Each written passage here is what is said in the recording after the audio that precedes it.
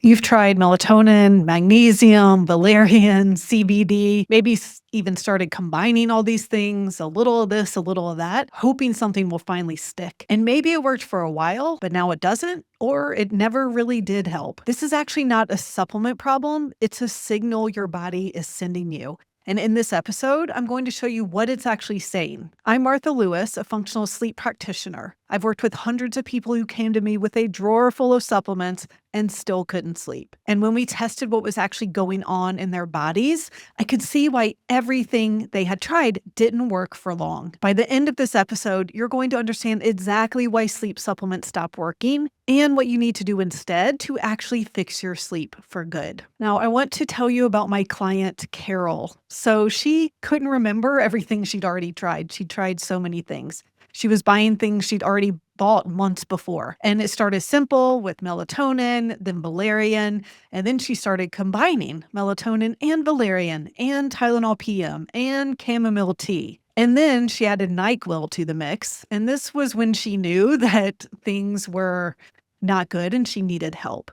Because even with all those things, they still weren't working. She still wasn't sleeping. And she was irritable. She was getting headaches, which were new for her. And she knew that it was affecting the people around her. And this was just creating more stress and making everything, including her sleep, even worse. So she knew she needed help. And she didn't know yet what was actually wrong. Let's talk about these different supplements. So something like melatonin is only going to work if melatonin is actually low, and that's the main reason why you weren't sleeping. If something else is disturbing your sleep, you can take it forever. It's not really gonna help. And a lot of my clients do actually have low melatonin production, and so sometimes I do recommend a melatonin supplement, but it's not the only thing, and that's why it hasn't been enough to help or why it doesn't work for long. Now, it's the same with magnesium. Some people genuinely need it. In fact, it's estimated that 90% of people are deficient in magnesium,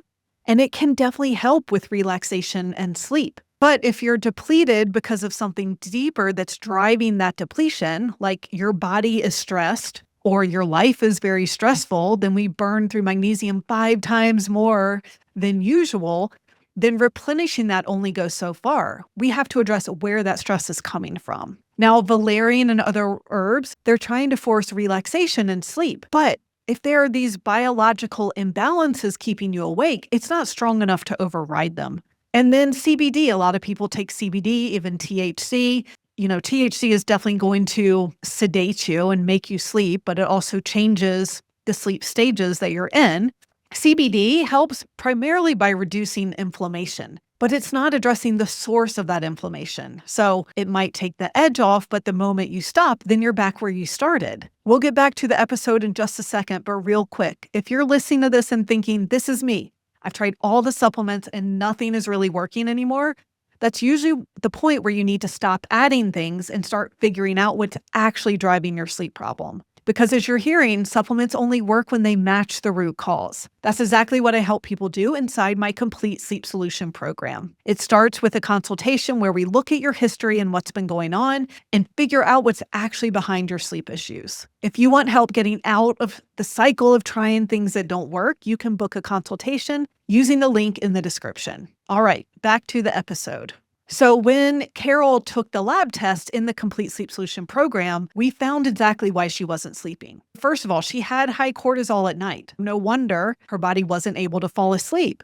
And all the melatonin and magnesium and valerian in the world aren't enough to counteract that. But the thing we need to find is, okay, why is cortisol high? And so she also showed H. pylori, which is a type of bacteria that lives in the stomach.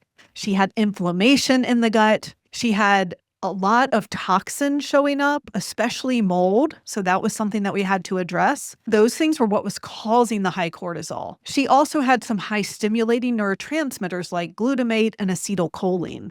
And so that was contributing to her sleep issues as well. So it's not even just about high cortisol. There can be other imbalances that are driving the high cortisol and things like the high stimulating neurotransmitters that are also affecting sleep. So this is what happened throughout her time in the program. The first couple months, we made some basic changes, like darkening her room, white noise, not watching screens before bed, And she got off all sleep aids immediately because she wanted to. She knew they weren't helping, and so it seemed pointless. And she started sleeping better immediately from making these minor changes. Now, I also recommended some supplements right off the bat to help with detox and bind to toxins and support the liver and give her body the minerals it needed. So, a lot of times, if I suspect mold, if someone has a lot of the symptoms of mold toxicity, then I will start people off on these supplements right away.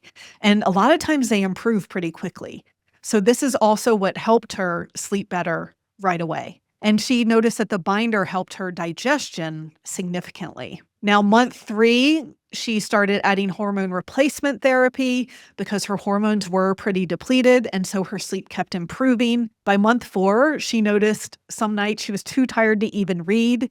She was sleeping solid 7 hours, waking at 5 a.m. And her children noticed that she had stopped coughing all the time. So now at the end of the program, she falls asleep within minutes. She sleeps through the night. And everything changed for her. Her energy, digestion, focus, mental well-being, everything changed. So her advice for everyone is don't wait. Your sleep is so important, and you will realize once you start sleeping again how much of your life the lack of sleep was affecting. And if you want to hear her story and her words, you can watch the next video here.